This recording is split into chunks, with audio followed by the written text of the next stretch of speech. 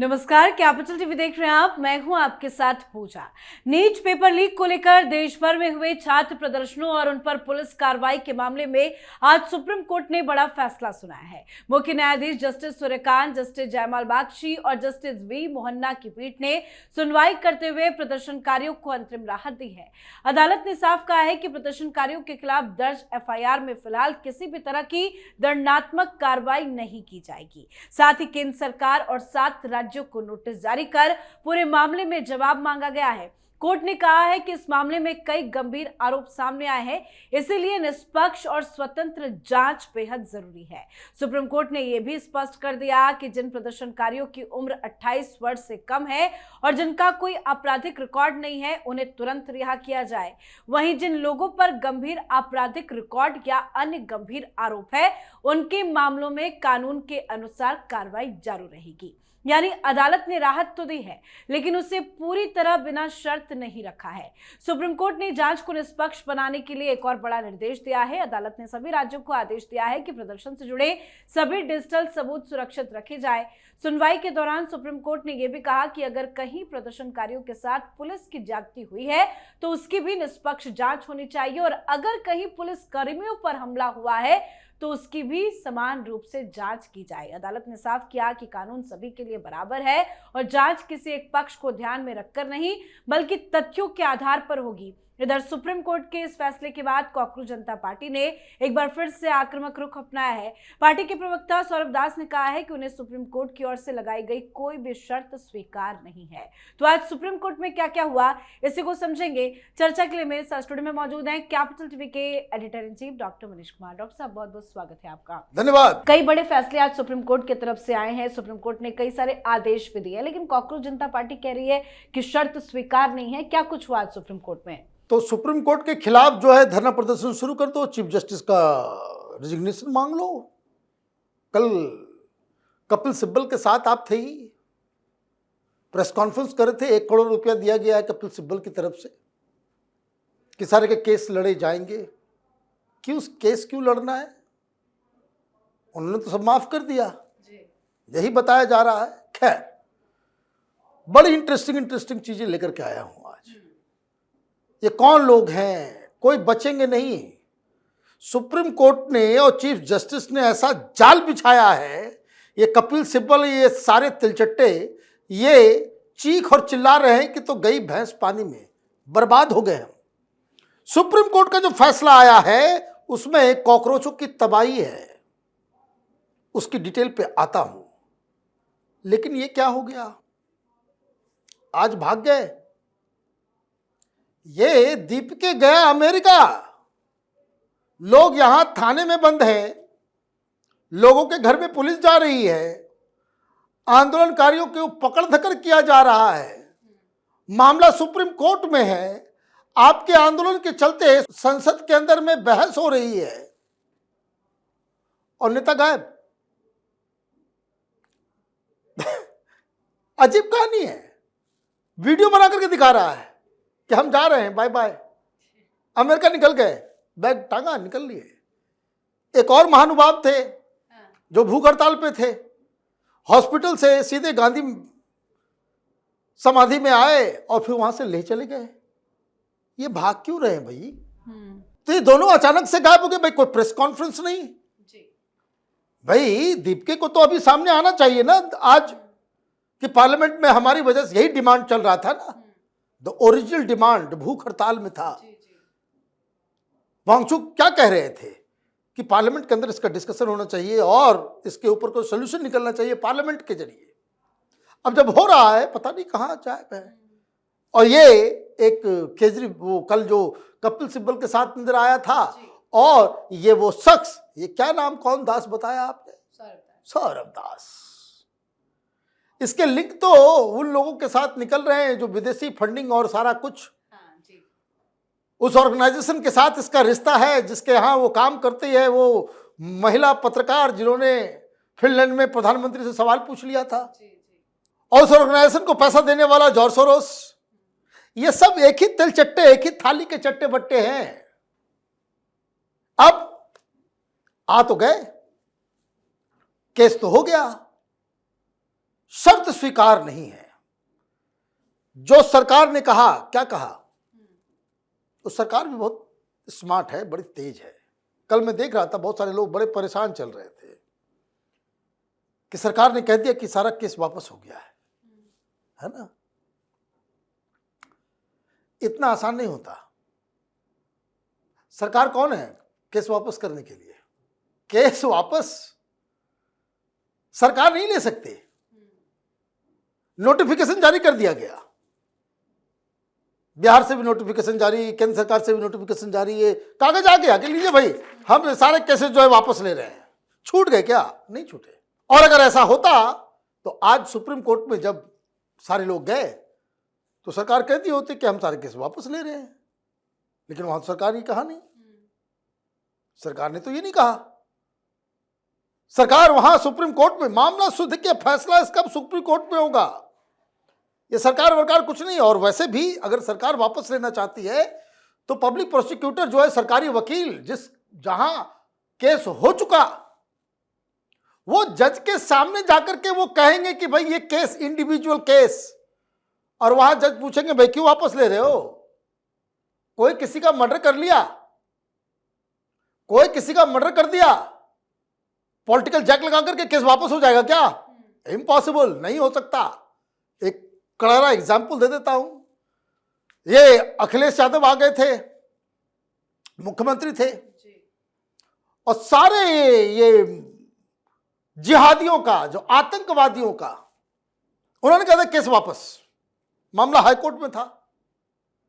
High court ने कहा क्या बकवास है, हटाओ उसको, ये बकवास बंद करो, गूगल कीजिए मिल जाएगा। केस वापस हो गया क्या? नहीं। तो सरकार के ये देखिए, ये तेलचट्टों को ये भी नहीं मालूम है। सरकार को तुमने कहा कि भाई सब पे वापस लेना पड़ेगा, बोले ले लो, हम लिख के दे देते हैं कि हम सब वापस ले रहे हैं, लेकिन वापस, भाई मूर्खों की जमात है ये सिर्फ रील्स बना सकते हैं। सरकार ने इनको ट्रैप कर दिया। क्या करार था? करार ये था कि जिन छात्रों के ऊपर एफआईआर है 20 तारीख जंतर मंतर, और जहां जहां प्रोटेस्ट हुआ, मेन प्रोटेस्ट जहां पे आपने परमिशन लेकर के किया, ध्यान से समझिए, परमिशन लेकर के जहां जहां आपने आंदोलन किया, अगर आपने बिना परमिशन लेकर के हो हल्ला किया है तो कोर्ट की नजर में वो गुनाह हो गया, तो वो जो है वो केस वापस नहीं होगा। ये मीडिया वाले में वो मैं बार बार कहता हूं ना, एक से एक अक्लमंद लोग बैठे हुए हैं, सुप्रीम कोर्ट के प्रोसीजर को भी समझ नहीं पाते हैं। सुप्रीम कोर्ट ने क्या कहा? वहां जज साहब के सामने जैसे ही एसजी तुषार मेहता खड़े हुए, बोले कि देखिए सर, छात्रों के साथ जो हुआ है बहुत बुरा हुआ है, सरकार छात्र के साथ है, लेकिन उसमें गुंडे एलिमेंट्स भी थे, उसका क्या करें, पुलिस वाले को भी क्या गया है। और उन्होंने कहा कि भाई सारे राज्यों को ये करा करके एक, देखिए क्या मास्टर स्ट्रोक है ये, मोदी सरकार ने चीफ जस्टिस को कहा कि एक full and final mechanism create कीजिए, और ये मैकेनिज्म ऐसा हो कि आप आंदोलन करेंगे तो किस, आपकी लक्ष्मण रेखा क्या होगी, क्योंकि मामला पैलेट गन का उछल रहा है कि भाई वहां पे जो है वो इलेक्ट्रिक शॉक भी लगाया गया, ये भी लगाया गया, पैलेट गन चलाया गया। अभी मैं आता हूं पैलेट गन के ऊपर। पैलेट गन चला है, 2-3-4 राउंड जो है वो फायर किया गया है, और मैं आपको बता दूं करेक्ट किया गया है, डीसीपी ने ऑर्डर दिया, उसके बाद ये चलाया गया, और ये करेक्ट डिसीजन, इसके ऊपर किसी को कोई सजा नहीं होगी। ये राहुल गांधी को जितना चिल्लाना है चिल्लाते रहिए, क्यों, मैं आता हूं, बताता हूं, उसको एक्सप्लेन करता हूं। तो वहां उन्होंने कहा कि भाई देखिए ये सारी चीजें हैं, शांति पूर्वक प्रदर्शन करना ये डेमोक्रेटिक राइट है, वो हम जानते हैं, और बिल्कुल बहाल होना चाहिए, लेकिन जो वायलेंस में आ गया तो चीफ जस्टिस ने कहा कि नहीं, इसके ऊपर तो एक हम कमेटी बनाएंगे और एक बार सेटल कर देते हैं कानून के हिसाब से। क्या आपको प्रदर्शन कहां जाएगा, कैसे होगा, क्या होगा, ये नहीं कि डेमोक्रेसी के नाम पे आप जो है ना गाली देना चालू कर दो। ये गालीबाज कोई नहीं बचने वाले, कोई बचने वाले ही नहीं है, ध्यान रखिएगा। ये सब जाएंगे, सब नपेंगे। बहुत जगह तो पब्लिक ही कानून को अपने हाथ में लेकर के ठोक रही है इन लोगों को। जो गालियां दे रहे थे टुकड़े टुकड़े का, वो कहीं पब्लिक को नजर आ जा रहा है तो लोग पकड़ ले रहे हैं। वो भी नहीं करना चाहिए, दैट इज नॉट वायलेंस को कहीं ये नहीं देना चाहिए। लेकिन ये सारा सवाल आया कहां से? 3 दिन से मैं कह रहा हूं कि 2000 से ऊपर दिल्ली पुलिस के लोगों को पकड़ लिया गया। अब जरा समझिए, ये सौरभ दास है, ये चिकनी चुपड़ी बातें कर रहा है, ये धमकियां दे रहा है। भाई तुम क्या गुंडे के, मवालियों के, जिहादियों के तुम स्पोक्स पर्सन बन गए? मतलब दरिंदों के तुम स्पोक्स पर्सन बन गए। कपिल सिब्बल साहब का तो यह धंधा है। आज तक उन्होंने इन्हीं लोगों को बचाया है। किन लोगों को? ध्यान से सुनिएगा। 10,000 के आसपास संख्या आई, 10,000 15,000 के आसपास 20 तारीख को आंदोलन हुआ, जिसको लोग कह रहे हैं कि बहुत बड़ा ये हो गया वो हो गया। अब उसमें एग्जैक्टली 2873 उसमें गुंडे जिनके ऊपर केसेस हैं ऑलरेडी, हिस्ट्री सीटर और बैड कैरेक्टर जिनके ऊपर ऑलरेडी केसेस चल रहे हैं। आज मैं लेकर के आया हूं कि किस किस तरह के केसेस हैं। इन 2873 आपके समझिए 10,000 की भीड़ 3,000, मतलब 30% लोग जो है ये गुंडे मवाली थे। और सौरभ भारद्वाज ये कहता हुआ पाया गया कि दिल्ली से हमने सारे छटे हुए बदमाशों को लाकर के हमने इकट्ठा कर लिया, अब झेले सरकार, ये उसने कहा। तो ये छटे हुए बदमाश में कौन है? ये 2873 में 989 मतलब 1,000 के आसपास वो सीरियस क्रिमिनल केसेस के, हीनियस क्राइम के आरोपी हैं। किस किस तरह के क्राइम में?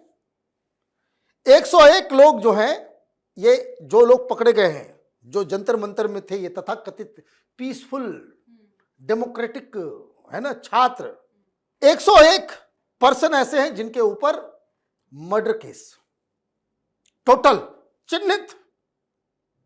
101 लोग वो आए थे जो ऑलरेडी मर्डर कर चुके हैं, और उसमें 42, 101 में 42 ऐसे हैं जिनके ऊपर 2 से ज्यादा लोगों के, 1 से ज्यादा मर्डर, 2 मर्डर केस है, 3 मर्डर केस है, इस तरह के 42 लोग हैं।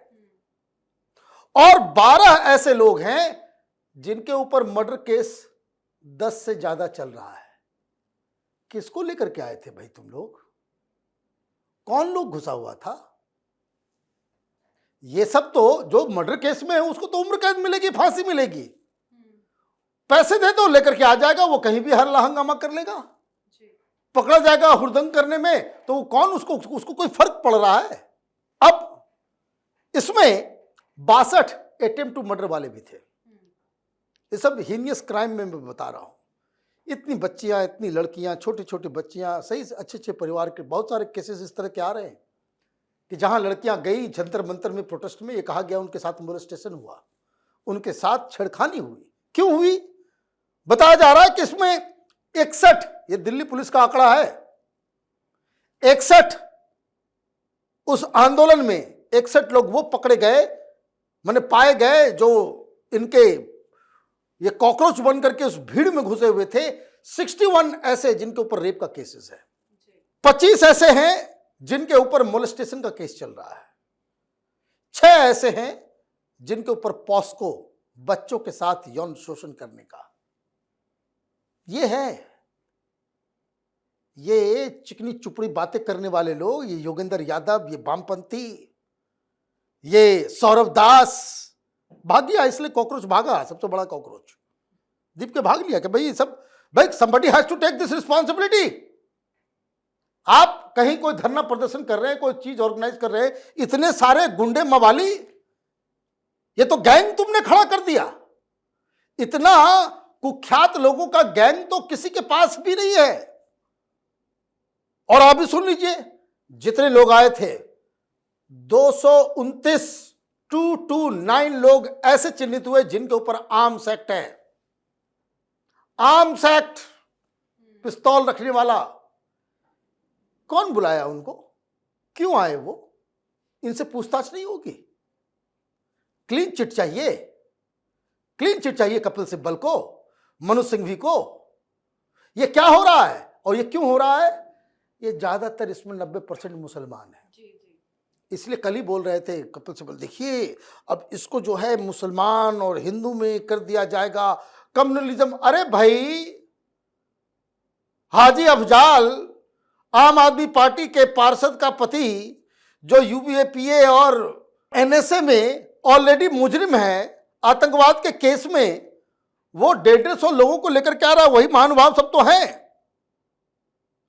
और इसमें ड्रग पेडलर्स थे, एनडीपीएस एक्ट के 67,